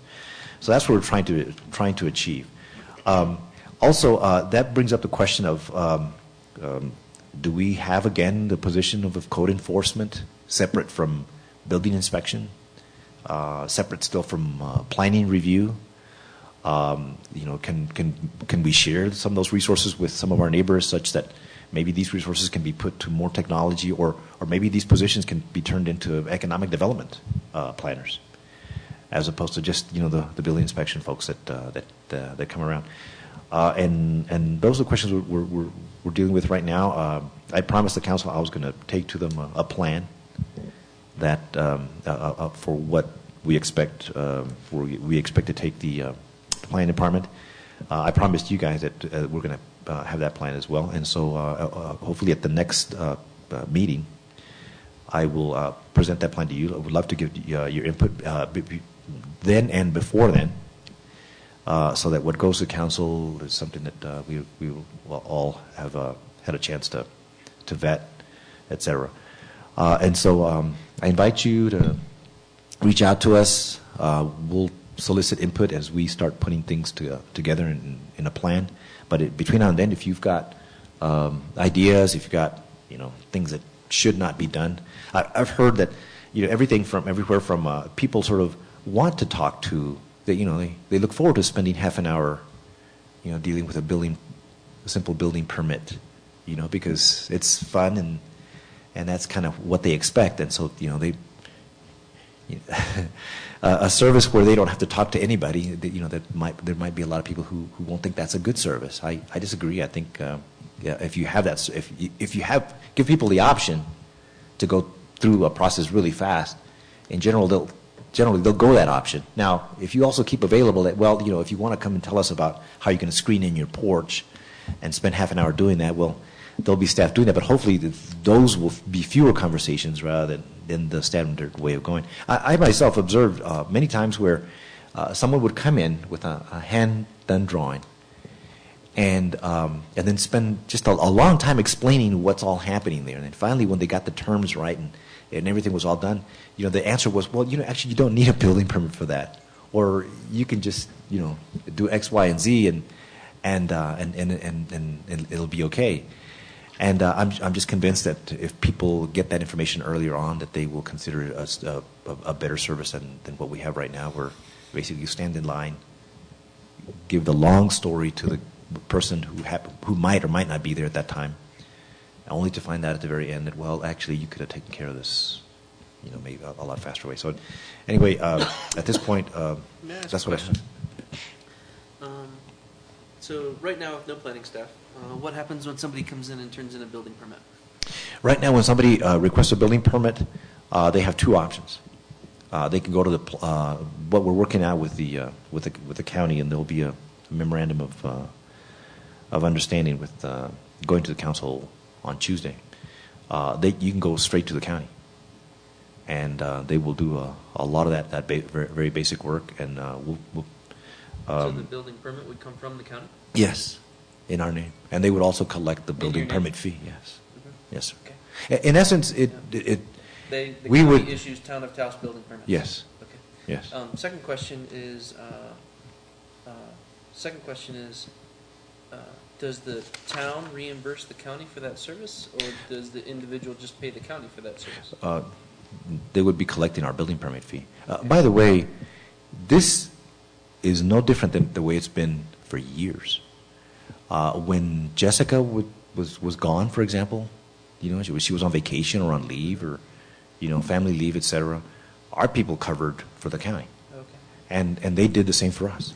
And then second question is for inspections. It's the same thing? Yes. If someone needs a footing inspection on a project, they call the county? Yes. And the county comes and inspects? Yes. And right now they're turning that around in 24 hours. So if that was the case, why would the town of Taos want to rebuild a planning department that does those services? That's the question. Mm-hmm. That's the question. The answer is no, you're not. Right? Well, maybe not. I mean, I'd love to hear what you say about it. But the other thing But I know there's pros and cons to every situation. Of course. We discussed the pros. What are the cons of that scenario? Well, the cons of that scenario, if we may separate them into the short term and the long term. The short term cons are that people are going to have to get used to a new way of doing things, and that might be confusing to some folks. And so it'll be upon us, coming upon us to make that an easy process, and that for people will think that that things are better. The long term might be that we get used to doing this kind of business, doing business this way, and so that we will rely heavily on the county, and so therefore working relationships between the two governments will then from that point on be just vital. The law change contemplated that would be the case, and at this point, people would, since it's a new thing, people view that one government relying too heavily on the other one is a weakness, an unsustainable, long-term unsustainable relationship. I don't think so. What would happen? What would happen if Mr. Tarleton went to the county tomorrow and asked for a building permit for his 20 apartments? Would the county review his building permit application and issue him a building permit? If he didn't require any. How would they know that it requires a conditional use permit? Well, there is a review that takes place in terms, the zoning review, et cetera. And so he would have to come. The person who comes in would be told, look, you've got to come in with all this information. Do you have it? I mean, it's not like just because you go to the county, you don't have to take any documentation because the county doesn't care about those sorts of things. Does the county have? Is there a process defined where yes. the county has to kick back the permit to Ms. Perkins? Well, at this point, since we've just started it, at this point it starts at the town. Whatever the county gets, they sort of say, well, okay, can you get the sewer department, the water department, everybody else to sign off on it? Uh, So and right now, for every building permit that comes in, Ms. Perkins is going to have to do the zoning review and get the approval of all the departments? Or she could just give it to the county. yeah. Well, But the county won't do a zoning review. Right. Because they don't. We will route the plans so that we will get Public Works, planning, everybody that needs to, fire, to do the review, as well as the building folks in the county. Because like you approved something today with conditions, and we need to pass that on to the building permit process. I mean, this is a common problem that a lot of municipalities have, where those conditions are not carried through to the building permit and then to the certificate of occupancy.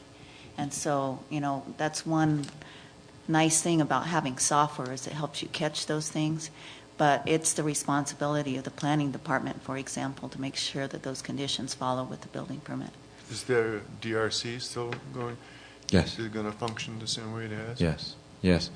But with this also, we can start doing some triage here, a little Pareto analysis where we figure out, those people that really do need all that kind of a review and those that don't. And so if you don't quickly, get to the front line or take the fast way to get the building permit, versus everybody, the very small project and the very large project getting the same scrutiny, the same review, and with a lot of blanks, going into them because it just doesn't apply, and all that stuff holding you up. Also, a lot of people not knowing that if they just didn't do this, or they modified this to do et cetera, that their review process could be just a lot easier. People would be willing to trade off details that they have in their division or in their project. That at this point they don't. It's a long conversation, if you will, with the building inspector, who goes back and forth and who might at that point remember to point out to you, if you didn't really require this, then maybe your project could be a lot easier. But if you insist on this, then you're going to have to go these extra steps, et cetera.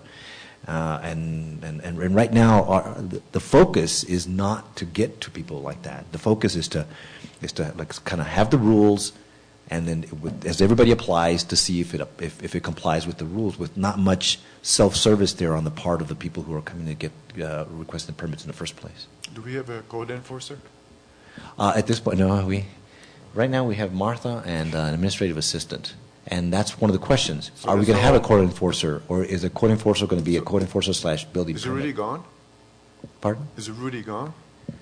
I can't comment on that, sir, because it's You just did. there's a personnel matter. Okay. I want to address something along those lines, and I know that Rudy's gone, so you don't need to say it.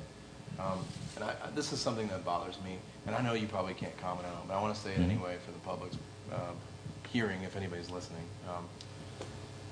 I totally agree with everything that you are doing as far as seeing expenses that we have unnecessary. If we're top heavy with labor and we need to reduce those things to keep the town in the black because of a lower GRT, I get all that strategy going forward. What I do have a problem with, and I don't necessarily know who to address it to, is you've got 3 or 4 employees of the planning department that were either fired or let go, or kind of given an option. And I don't know who gave the option or why, but these are people that have been around in this department for quite some time. I think Rudy's been there for 15 or 20 years, and David had been there for quite a long time, and so had Rachel. And those particular employees, I mean, regardless of whether they're good or bad people, and looking at the budgetary thing, it smells funny to me that the people in the department that were running it are now gone magically. And I know that you have a path forward, and you're developing this plan, and now that they're gone, it works pretty well for you to implement this plan that we aren't knowing about until now. I know that you're not going to comment on it, but I would just like it to be observed, that this is not something that people are just overlooking. And I think it reflects poorly upon the town in handling certain things a certain way. The employee stuff is always tricky. I get it, because you're spending a lot of money on salaries that could be going somewhere else, or you don't have the money to even pay these people. But not telling people that you have a plan and then doing the work behind the scenes and then establishing the plan later on, when I asked you the question 4 months ago, are the county and the town merging their departments? And you said no. You blatantly said no. And to, you know, I guess what I'm upset about is being in the dark on things and not being more clearly communicated with, because we all are up here on a voluntary basis. Like, this isn't something we're doing, you know, for our own personal growth. It's something that we're trying to help the community out on. And when we're sitting here up here doing these things and we don't get all the information, it seems to be a little bit disrespectful. So. Well, if I may, there's a couple of things I can say about what you mentioned. And one is, even if we were flush with cash, I would still feel the obligation to still be frugal, to still be efficient. So, you know, if we're a million short or a million high, I still feel the obligation to push that forward. And something you kind of said at the very end was a big motivation here, and that is that you weren't getting the information. And the council complained that they weren't getting the information. And I interviewed many people in the community who felt that was the case, that had been the case for 14 years. By the way, I did a review of all of the planning directors for the past 12 years.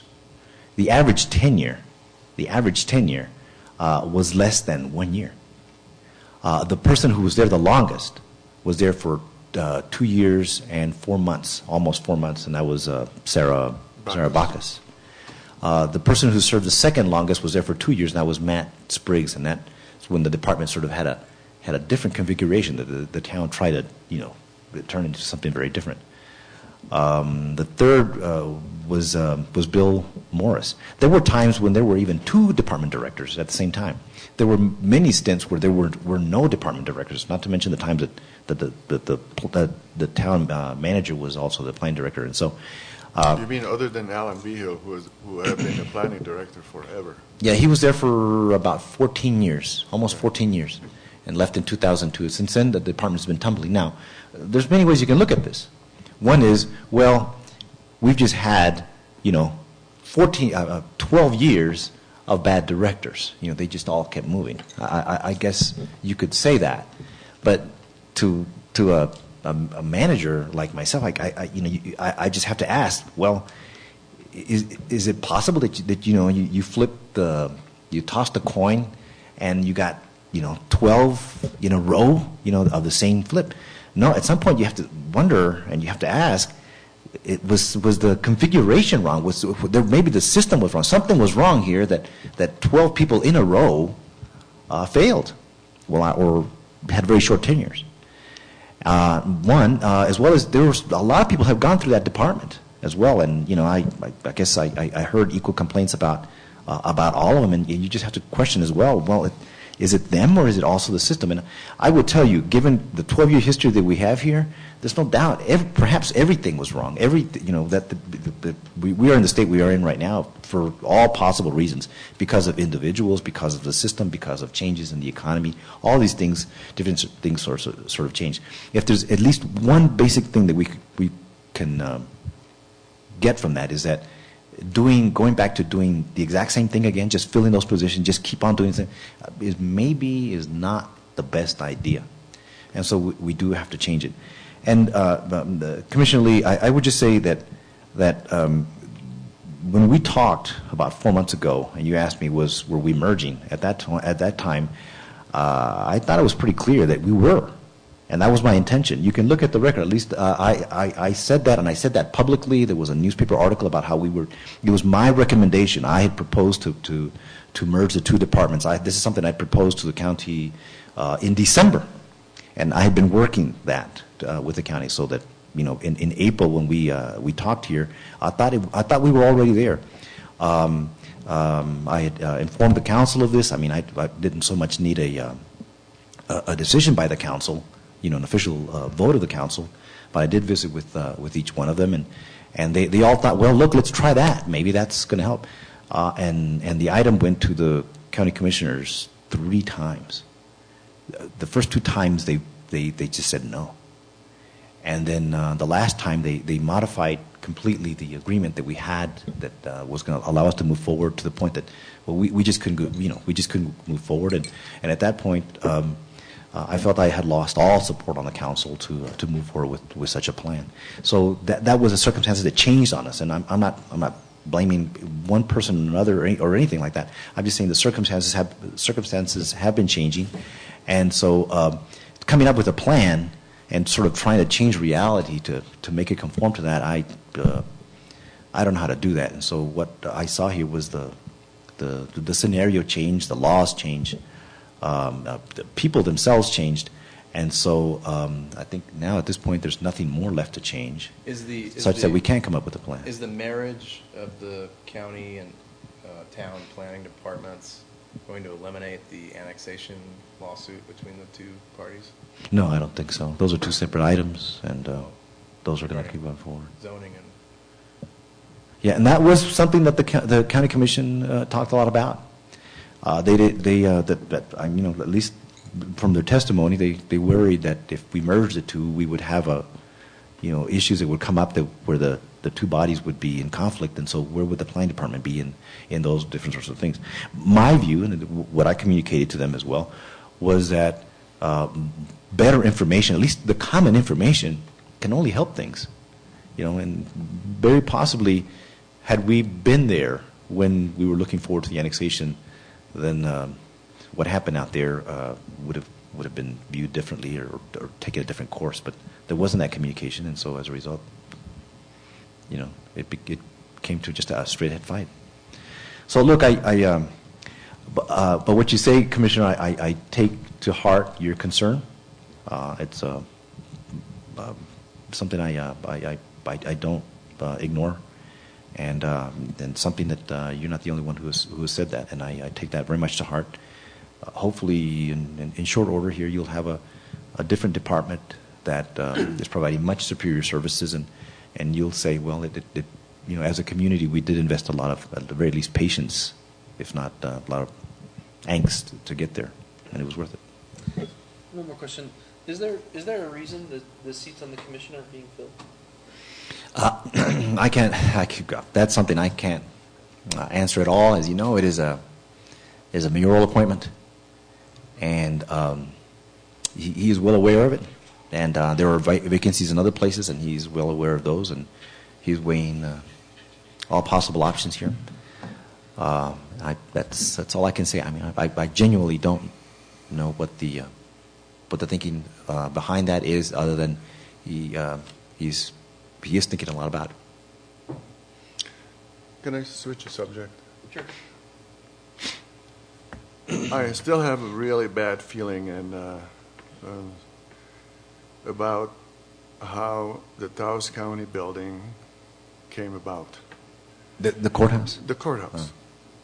I mean, that is a huge, huge development, and we as the Planning Commission, we had nothing to say about it. And maybe the horses are out of the barn, but I would like to see a turnabout at that intersection of Sentinel Bank and the courthouse. I mean, just look at what happened to that land. I mean, it's a cluster mess. I mean, you have a little island of land, no man's land, with a road where it used to go. There's plenty of room, instead of having 1 acre parking lot and then this unused land. There's plenty of land for a turnabout. It's a bad intersection, and who wants traffic lights? I don't want any more traffic lights. We're Espanoling Taos if we have traffic lights. I hear about traffic light being planted by Ace Hardware. Yeah, SDS. SDS. I don't want to see traffic light at this intersection when we have plenty of room for a turnabout. And I still don't get it to this day why the planning commission that serves so faithfully and has much talent on it had absolutely nothing to say about that. You know, that white elephant that sits out there. And is there anything that the town of Taos can look into with the highway department or whatever bodies of jurisdiction to do a turnabout, turn the clock back, and avoid putting traffic lights there? Perhaps one of the hardest facts in life is that you can't turn the clock back. But I can give you this information. The highway department is the vicar of what happens on that road. I have seen many different versions of what would happen there, and so they're the ones that decide ultimately what happens there. They are at this point going into a process where they're looking at resurfacing and providing ADA compliance sidewalks all along there, so that you'll have sidewalks sort of from downtown all the way to, you know, where the sidewalks begin past what is it, Cortez? Or no, the road that goes into the highway, the school, Cortez. Kenyon? No, the road that goes into the high school. That's La Posta, and then the other side of it is, it's the intersection of La Posta. Yeah, Paseo. Cervantes. Yeah. And so some of those things are the highway is gonna deal with that. Now, but it could also very well be that because planning was focused on the building inspection, exactly where the zoning is, and exactly maybe that there's something to be learned from that, is that we're focusing on the smaller things as opposed to truly where the community is going over the long term, and so that we could put those things in place such that as those developments come up, things are coming together. I mean, we saw a case here, and everywhere I look these days when I see a subdivision coming through, I was telling the staff, like, let's not have any more dead end streets. That there's. I know when I first came here, I was continually lost on dead end streets in town, and as a result, you don't have a very good. You have a very poor east-west access, which then causes a lot of people to get onto Paseo to get from east to west. Ironically, you get onto Paseo in order to get further off, so you can go west. Does it tell?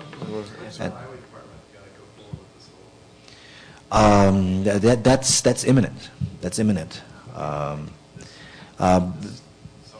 That there could potentially be construction. No, not this summer, but I mean, for them, imminent means that there would be construction next summer. Yes. Can the town talk to the highway department and explore the possibility about a turnabout? Well, how about we start turning a new leaf on the planning department, and we bring some of those plans to you here. You have input, and then we. What we talk to them about is there's plans, there's visions that we want to realize. I mean, it makes so much sense, and I'm sure if you poll every citizen in Taos, 90% of people will want a turnabout. I mean, they are beautiful where they are. They are beautiful, and they work very well. That's my preference, but we did explore turnabouts in other places. We have explored turnabouts, and it's the highway department. That's not their favorite. It's not their preferred way to get traffic around. The highway department is changing. The highway department did the Kenyon project. Yes. That was their design. That was their impetus. And it worked. But the only reason they did it was because it was near a school, right? Because you couldn't have, the reason that the highway department wanted the roundabouts is because you couldn't have. It was a bad intersection. It was a bad intersection. No, but they tell you even to this day that those were all experiments. I mean, that's not the normal design for them. Experiments worked out. Have you ever been to the town of Avon, Colorado? No. They do not have street lights. They have all roundabouts. You're gone. There's no traffic. Yeah. In the last community that I was in, we actually worked at the state highway department, and we talked about exactly this, putting in some roundabouts. We had a lot of appeal from the citizens, and they ended up kind of overruling, and the highway department already had a plan with the traffic lights, so they went ahead with the traffic lights. But on the other hand, they did attend quite a few of the meetings that we sponsored, And we did have input. They were just waiting for us to help them out with the design.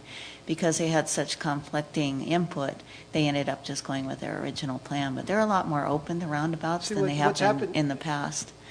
It's just, trying to get the input and the fact that the state has no money either and how to facilitate this. But When you have a lot of opposition, there was a lot of opposition with these roundabouts because nobody had ever dealt with them before. Now that everybody's dealt with them, it's like, how come we don't have more of them? But although the highway department will tell you that the reason they did it because it wasn't the heavy traffic. What the problems there were the high-speed accidents. And so, But I feel it's our so in town. their minds, a lot of traffic means a stoplight. Well, you weren't here when there was no roundabouts. When school let out, there was traffic and traffic jam all the Buses. way back in. Now, school's out, 15 minutes, that parking lot's empty, everybody's gone. Yeah.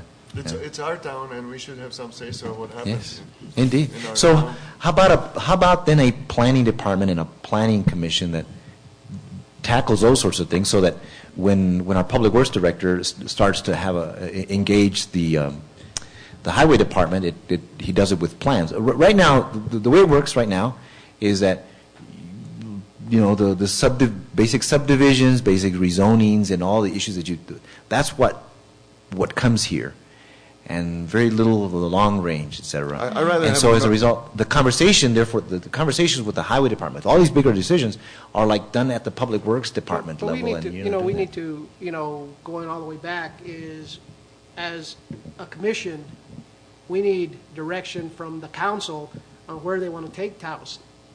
What direction do they want to go in? Our opinions and our ideas are completely against theirs? Are we all headed in the same direction? We have no guidance, Well, I think Councilman Peralta 10 years ago had a beautification plan for Paseo del Sur. He had it all set up. That was one of his main pushes as the mayor. He could never get it done. And I'd rather not have traffic light at that intersection than have one. Leave it the way it is, if we can't have a turnabout. I think it'll help if the planning commission weighs in on things like that. So how do we do it? I'm perfectly willing to go anywhere, anytime, to fight for a turnabout at that location. Step number one is right here, I think. These plans, these visions come to you, you debate them, you give them as much weight as the zoning case, as the development, as the planning case, and give them as much weight. They go forward, and this becomes a forum where those things get discussed and get solved, if you will. Then just sort of the place that you take, your construction project that might be in trouble. I don't want this commission to be just a window dressing because the town has to have one. I think we would like to make a difference. Yeah. I'd like to change direction on when we set up conditions, I know I won't bring up the project, but there was a project and there was conditions set, and I kept my eye on the project, and I would go into the planning department and say, I believe they haven't met all the conditions. I don't think you should give them a occupancy permit till all these conditions are met. Oh, no, that'll happen, I know exactly the project you're talking about. it went away, Well, if you're not organized for those sorts of things, it doesn't take very many conditional use conditions to suddenly be lost. I work in other places where some places where conditions were, there was not the practice of approving something with conditions. They got approved or they didn't, precisely because they were afraid of that. If I may, Mr. Chairman, maybe it would be a good idea for me to come more frequently to these meetings. And I'm glad to do it.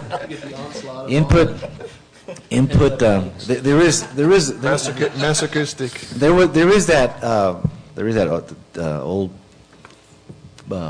politician saying, Southern politician said, the only worse thing than a knockdown, drag-out fight is just no fight at all. And so I think the worst that could happen, I think, between us is that there's not that dialogue. I'm not hearing, look, it's listing or we want more of A and less of B or something like that. And so that, I trust we're not going to turn a leaf with Martha. And so that we'll be talking about these different sorts of things. And so now at least where I want to take us so that all this other stuff is people get a much superior service, the best service that's available out there, and I feel really bad that we don't. I'm not able to offer it, having been in other places where that is a it's very commonplace. I mean, that is sort of how you do building inspection in other places. It happens really fast and a lot better. But I think some of that is also your responsibility to help us stay focused on those big pictures. Look, the way Paseo should look, I think, is straight ahead is all entirely in your ballpark. But you gotta play. Well, I think it's more important that we look at that stuff than it is the individual cases. I totally agree. I would appreciate, you come to more of our meetings because, they say, if you want answers, go to the horse's mouth. Well, yes. we didn't even have a horse to go to. I appreciate that. So look, don't hesitate in the future if you need to call the town manager to come and talk to you about or answer questions about, in this manner in the future.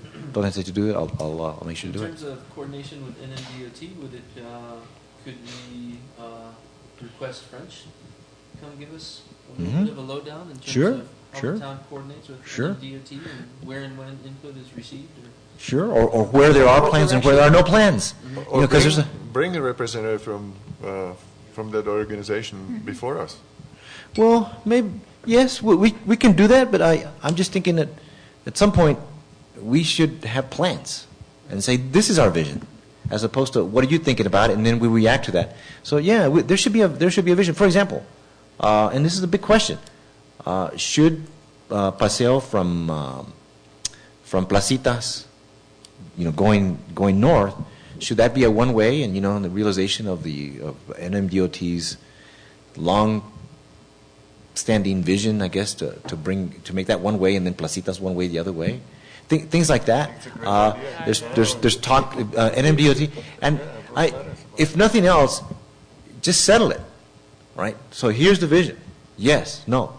The worst is, I guess if I was in your shoes, what I would frustrate me the most is that while these decisions are being debated, you're not in the conversation, and somebody else is making those decisions. Sadly, sometimes only because of the spur of the moment. We needed a project to put into the application, the latest MAP application, and that's how the decision was made. I think that's just a like good plan. Coming out of the plaza, I've never understood. You have north and south, the lights green at the same time. East and west, it's at different times. If you had those green at the same time, you'd save, however many, a minute or two of traffic flow. Yes. Yeah. Yes. I mean, if they did it like where you go into the high school, it's green at the same time. That's minutes. So to me, that if you start talking more about those sorts of things, already there's a change, and already that's telling us that's kind of that's planning. Excuse me. To me, that's planning.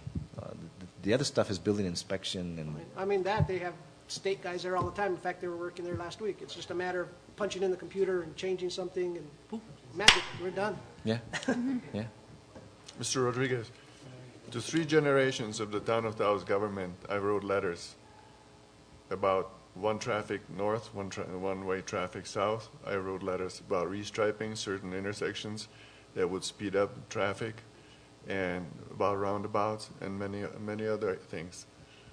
How many things do you think took hold out of about 8? 3 generations. That's Peralta, Bobby, Duran, and Darren Cordova. How many? 0. Everybody loved it. Everybody loved every one of those ideas. I'm gonna do a rerun. I'm gonna send you the list.